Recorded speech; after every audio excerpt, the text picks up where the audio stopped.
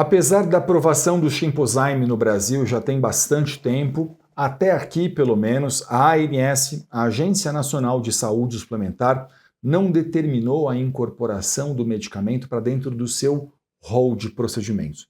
E por que isso seria tão importante? Olha, seria muito importante uma manifestação favorável da ANS à incorporação do Chimpozyme, porque nesses casos, por exemplo, sem dúvida alguma, a operadora de plano de saúde passaria a fornecer esse tipo de tratamento de uma maneira muito mais tranquila e regular, já que a gente sabe que na prática, muitas das vezes, as operadoras de planos de saúde só fornecem tratamentos que estão dentro do rol. Elas esperam a incorporação da ANS, a incorporação pelo rol de procedimentos da ANS, para que só então elas entendam que são obrigadas a fornecer. E essa é também a interpretação da ANS. Mas, a despeito da interpretação da ANS ou da interpretação da própria operadora de plano de saúde, a pergunta é: o que diz a lei a esse respeito? Eu sou Elton Fernandes, advogado, especialista em plano de saúde. Eu sou professor de Direito e também sou autor do livro jurídico Manual de Direito da Saúde Suplementar.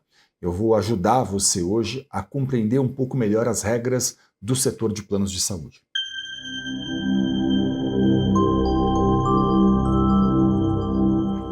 Olha, apesar desse medicamento possuir registro sanitário pela Anvisa, até aqui ele não foi incorporado pela ANS dentro do rol de procedimentos. E aí, o que acontece na prática? Olha, na prática é mais ou menos assim. A operadora de plano de saúde, ela ainda entende que esse medicamento, então, por não estar dentro do rol de procedimentos da ANS, ele só terá cobertura obrigatória numa situação que é: o paciente está internado e a indicação do tratamento para ele está exatamente em acordo com a bula. Então, ela olha para isso e fala: se o paciente está internado e a indicação de uso desse medicamento está em acordo com a bula, eu vou fazer a liberação. Mas se não estiver internado, ela entende que em ambiente ambulatorial o paciente não tem direito de fazer uso. Por quê? Porque para ela, na visão da operadora, a ANS não determinou a incorporação desse medicamento dentro do rol. E aí a gente tem um descompasso. Qual que é o descompasso que a gente tem? A gente tem um descompasso que é o fato de que a lei dos planos de saúde, ela diz diferente disso. A lei dos planos de saúde, ela fala que não estando em acordo com o rol da ANS, mas estando em acordo com a ciência, a operadora de plano de saúde deve fazer o fornecimento do tratamento. Então veja que para a lei dos planos de saúde, ela não se importa propriamente com o rol.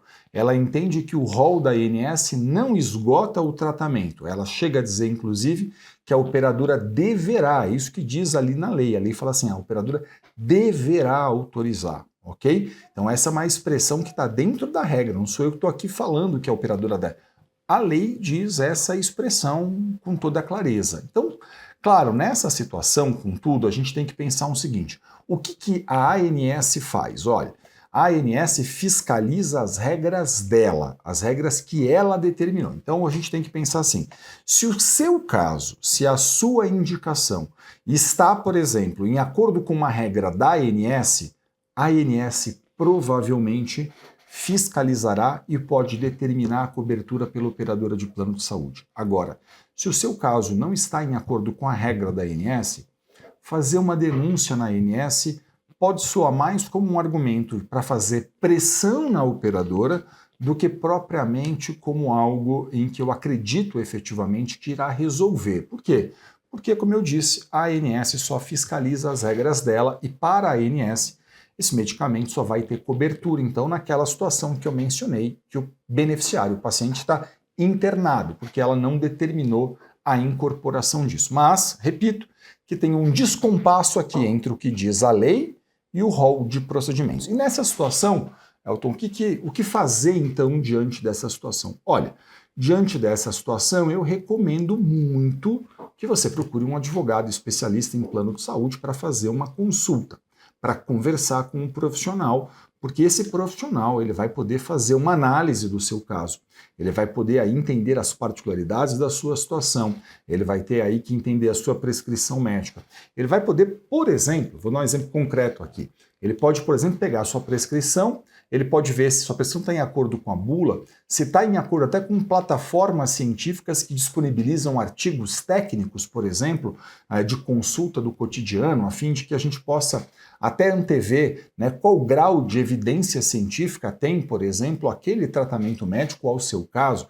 Tudo isso, por exemplo, um advogado pode fazer a fim de avaliar, então, qual é o melhor caminho para você. Olha, o melhor caminho é pressionar a operadora, é reclamar na ANS, né? Pode chegar até um caminho de ter que mover uma ação judicial, mas tudo isso, evidentemente, você vai conversar com um advogado especialista em plano de saúde. Eu digo um advogado especialista porque, por exemplo, se você me fizer uma pergunta de direito societário, eu não sei nada sobre direito societário, né? Mas eu sei de plano de saúde, dou aula disso, então esse é meu cotidiano. Então eu sugiro sempre que você converse com profissionais. E aí você pode me dizer assim, mas Elton, eu não conheço profissionais que possam me auxiliar nisso. O que eu faço nessa situação?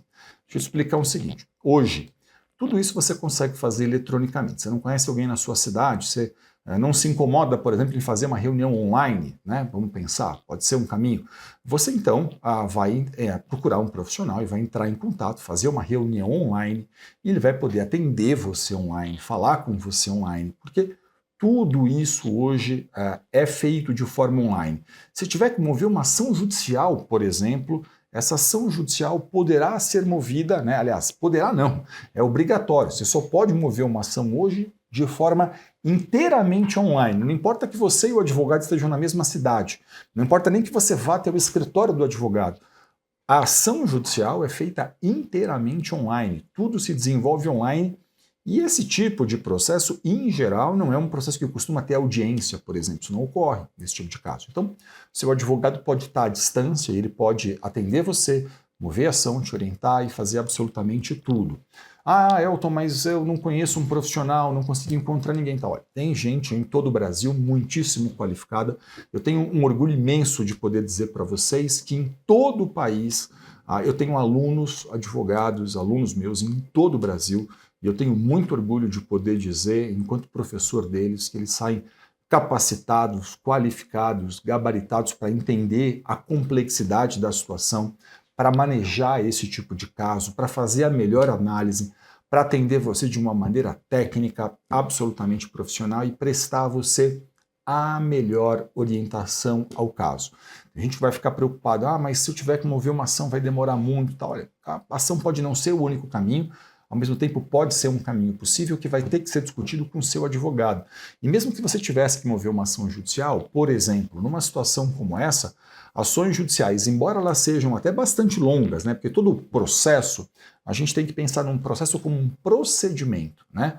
Mas é possível dentro de uma ação judicial, por exemplo, você discutir ali uma liminar, enfim. Essas são questões que você terá que debater de uma maneira cuidadosa, analítica e muito profissional com o seu advogado, que vai ter que entender seu caso, se deparar com isso, fazer um estudo, aí vai poder prestar a você a melhor orientação. Então, entenda que existe aqui um descompasso entre a regra da ANS e a lei.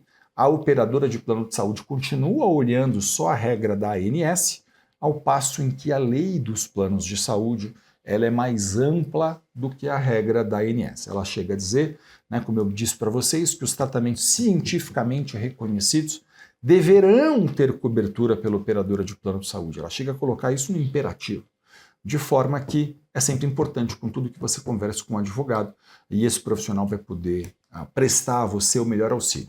Pode reclamar na ANS? Pode reclamar na ANS, não tem nenhum problema. Pode reclamar na ouvidoria do plano de saúde? Pode reclamar na ouvidoria do plano de saúde, não tem nenhum problema. Nada disso atrapalha o seu direito. Mas é importante que você tenha a recusa por escrito da operadora, o seu advogado vai precisar ler isso, interpretar essa questão. Se você tiver cópia do seu contrato, isso pode ser interessante em alguns casos, embora a lei seja sempre superior a um contrato. Então, se eu consigo, por exemplo, enquadrar um caso na lei, eu não necessariamente preciso ter o contrato ali dentro, porque nenhum contrato pode contrariar a lei. E ter, claro, uma boa indicação técnica, um bom relatório, uma boa justificativa clínica, tudo isso é muito importante. E essas são questões que você vai procurar um advogado e ele vai poder então te orientar adequadamente de acordo com o seu caso. Que tudo fique bem por aí, desejo muita saúde a você, espero ter sido útil. A gente está sempre aqui tentando levar informação às pessoas para que as pessoas possam aí então compreender os seus respectivos direitos. Saúde, que tudo fique bem, até o próximo vídeo.